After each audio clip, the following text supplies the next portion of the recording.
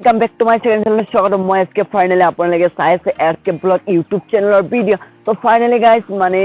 টুপনিৰ পৰা উঠি গলে বাহিৰত ৰাস্তাৰ পৰা গাইছো তো ফাইনালি মই ভবাই নাছিলো যে এক ৰাতি বৰষুণত ইমান পানী দিব তো ফাইনালি আপোনালোকে চাব পাৰিছে এয়া আমাৰ মানে ৰাস্তাৰ অৱস্থা পানী কেন্দি উঠি গৈছে চাবই পাৰিছে আৰু ইফালে তো মানে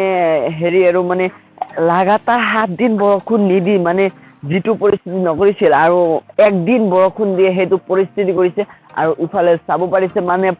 পানী হৈ গৈছে আৰু ইফালে বম পানী মানে আৰু কি কম তো ৰাস্তাটো মানে খোজকাৰি দেখাই দিও তো ফাইনালি আপোনালোকে মানে আৰু কি কম মানে ইমান পানী একদম হিফালে লাগি একদম পানী চাব পাৰিছে মানে পুখুৰী চুখুৰী একদম পুৰা লেট সেট মাৰি থৈছে ইফালেও লেট সেট মাৰি থৈছে ইয়াতে বানপানী মানে কিবন হয় এতিয়া ক'ব নোৱাৰো কাৰণ এতিয়ালৈকে বৰষুণ পৰি আছে অলপ চলবে চাব পাৰিছে আপোনালোকে পানীত মানে সিফালে যাই কিনে দেখাই দিও ৰব মানে চেন্ডেলটো থৈ যাং ৰব নহলে আৰু মানে পানীত পৰি গলে আৰু মইও চেছ এনি মোৰ মোবাইলটো চেছ হ'ব তো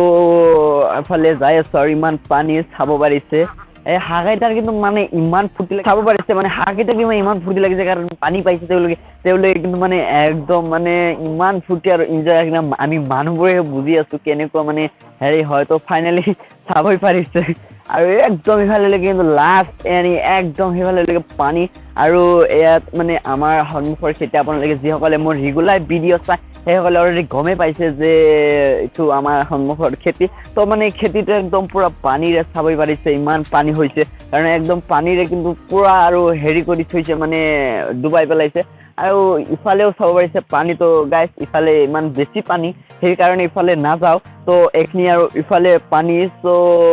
মানে আৰু পানী এতিয়ালৈকে বৰষুণ পৰি আছে আৰু যে পানী কিমান বাঢ়িব হেতু মানে পুৰা গম নাপা গাইস ফাইনালি এই বৰষুণত মানে মোৰ মোবাইলৰ অৱস্থাটো ইমান বেয়া হৈ গল কাৰণ এতিয়া মোবাইল মানে ৱাটাৰপ্ৰুফ নহয় পিছে ৱাটাৰ এনে নৰ্মেল আৰু তো গাইস মানে মোবাইলৰ অৱস্থাটো ইমান বেয়া হৈ গৈছে কাৰণ পানী পৰি আৰু এতিয়া পুৰা মানে বৰষুণ হৈ আছে আৰু ইফালে পানী আৰু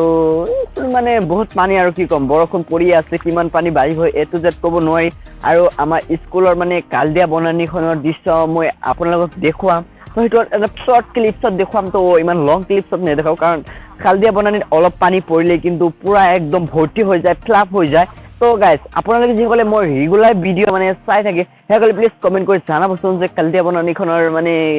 অৱস্থা কেনেকুৱা হ'ব পাৰে আৰু পৰিস্থিতি কেনেকুৱা হ'ব পাৰে তো গাইস ফাইনালি যদি চেনেলত আপোনালোকে নতুন আহিছে তো চেনেলটো সাবস্ক্ৰাইব কৰি পিছত থকা বেল নটিফিকেশ্যন ক্লিক কৰি অন কৰি ৰাখক কাৰণ এইটো চেনেলত মই অৰিজিনালি ব্লগিং ভিডিঅ' দি থাকো তো গাইস কি কৰি চেনেলটো সাবস্ক্ৰাইব কৰি পিছত থকা বেল নটিফিকেশ্যন ক্লিক কৰি অন কৰি ৰাখক